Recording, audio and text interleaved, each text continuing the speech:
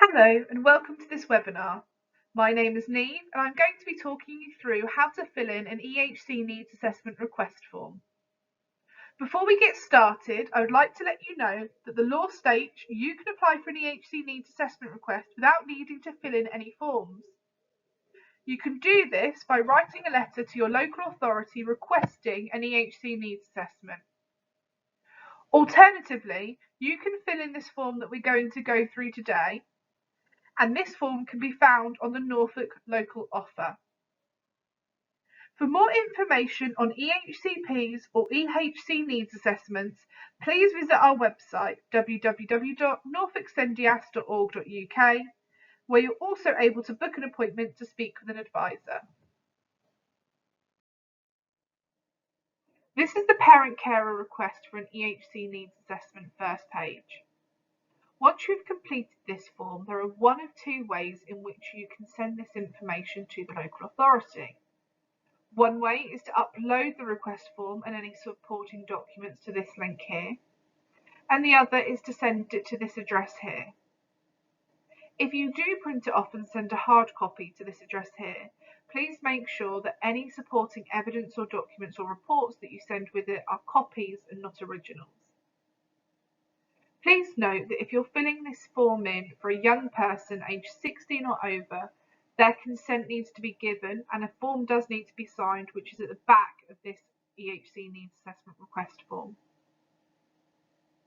Once you've completed the EHC needs assessment request form, please do go back to this checklist here to make sure that you can tick off that you've included everything when you submit it.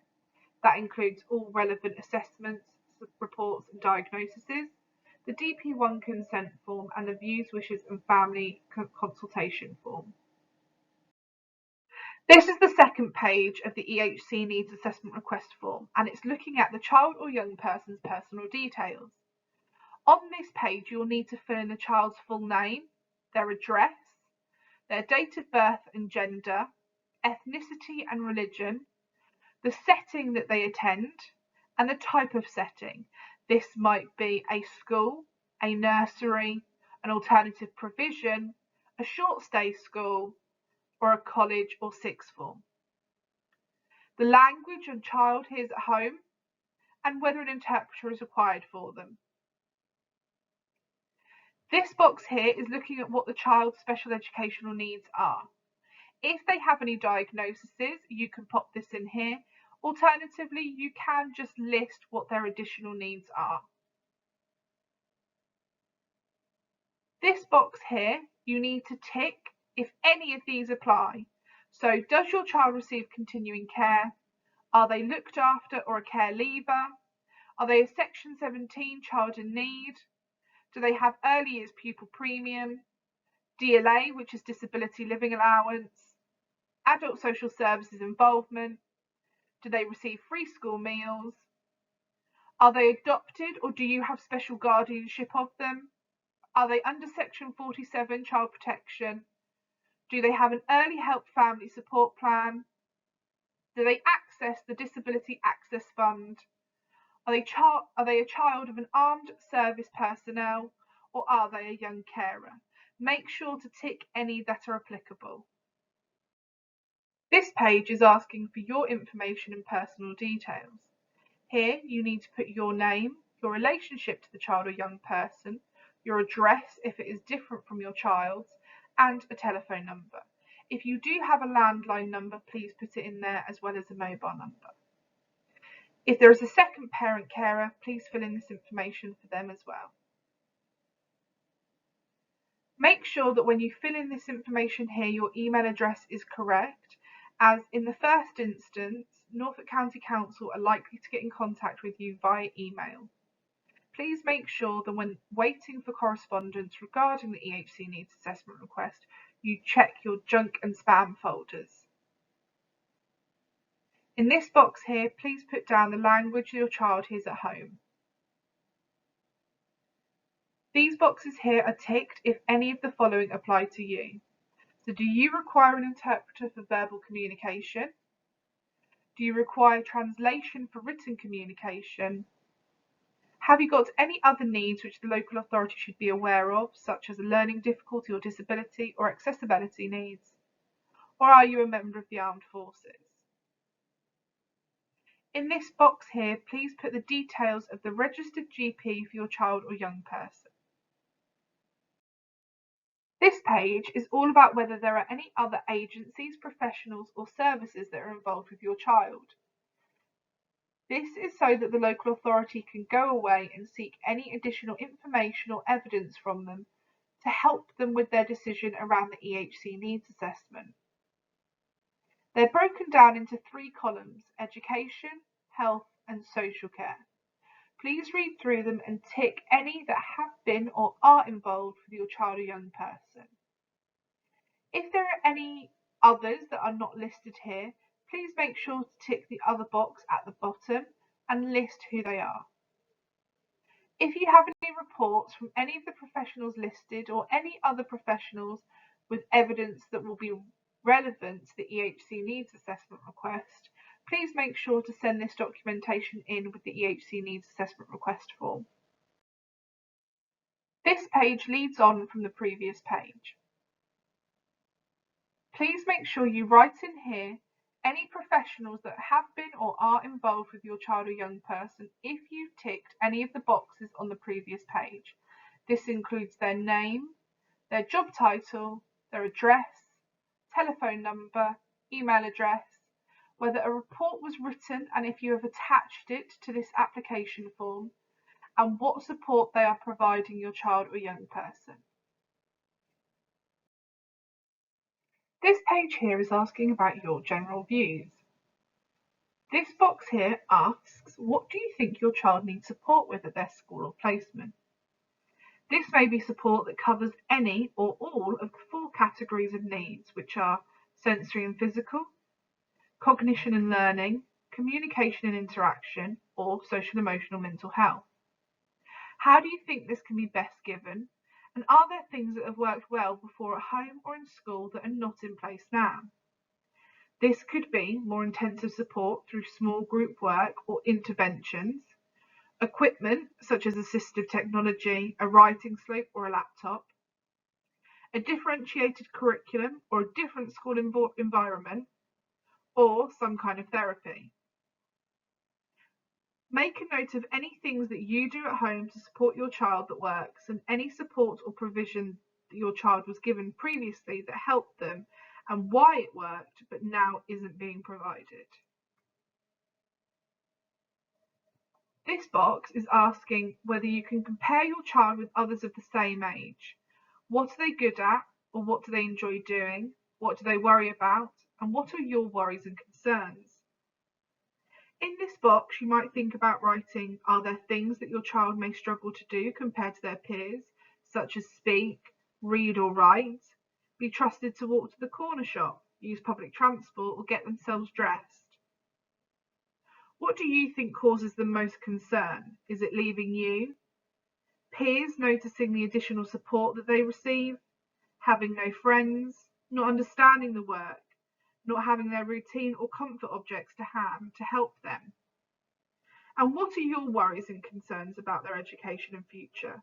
Why do you believe that an EHCP is necessary for them? This page is asking about the health details of your child or young person and your family, and any social care details if they are known.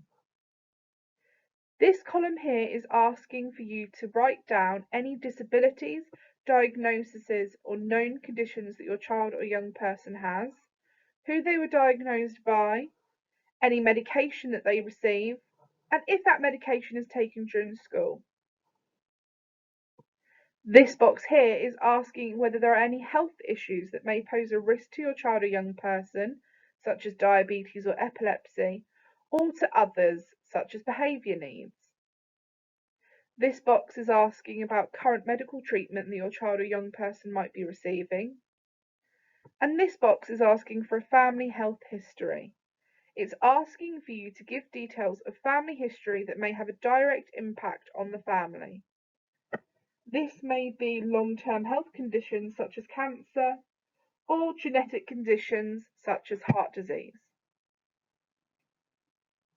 This box here is asking for any social care details if they are known. It is asking for the statutory or legal measures in place. So, for example, if your child is under Section 17 or Section 47, or if you have special guardianship over them. It is asking for who the local authority is responsible, their liquid logic number, and if there are any other plans in place, such as a child protection plan.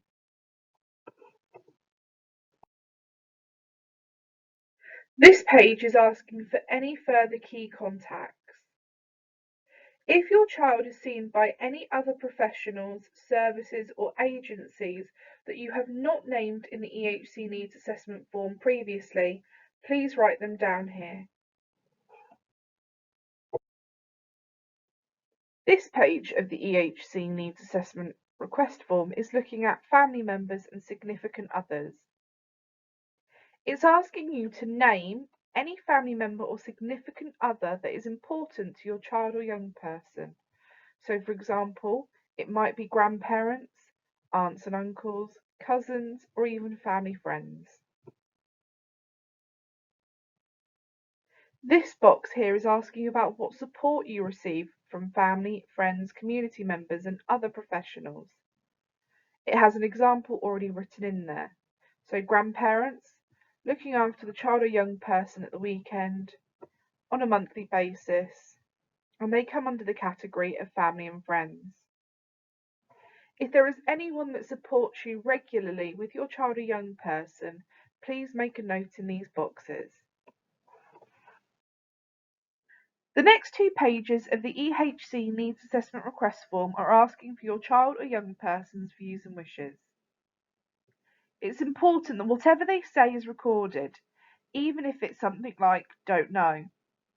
Encourage your child or young person and remind them that there are no wrong answers that they can give to these questions. If your child or young person will struggle to answer these due to age or mental capacity, and other ways of asking and getting an answer have been tried, such as PECS, Makaton or technology, then you may be able to answer these questions on their behalf. It's really important that wherever possible your child or young person's views are sought, especially if they are 16 plus, as they will be expected to consent to this application and make their views known.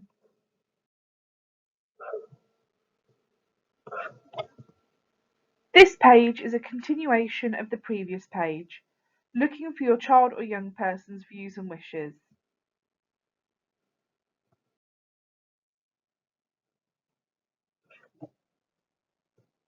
The next two pages are seeking your views and wishes. It's important to remember that nothing you say is wrong, because they are your views and wishes for your child or young person. It's important to answer honestly, so make sure to answer what your child or young person is good at in the following areas. So, speaking, listening, and joining in, knowledge, skills, and understanding, feelings and friendships, hearing, listening, physical, and independent skills, but also what they struggle with in those areas. If an EHCP is agreed following the EHC needs assessment, the child or young person views and wishes and your views and wishes will go to make up section A of the EHCP. This page carries on from the previous page. It is still seeking your views and wishes for your child or young person. Remember that whatever you write in these boxes is not incorrect, because it is your views and wishes for your child or young person. It is what you want for them and their future. This section is asking about your child or young person's story so far. This box here is asking for your child or young person's history. So, for example, was their special educational needs and disabilities first noticed at birth or as they got older? Was there a trigger for their special educational needs and disabilities? Have professionals informed you about their future outcomes and what to expect for them as they get older? Remember to keep information relevant and to show why you're applying for an EHC needs assessment. This box here is asking about any other information that you'd like to share. Is there anything else that you think the local authority ought to know? Again, remember, there is nothing that you can write in these boxes that is wrong. They are your views, wishes, and your child's story so far.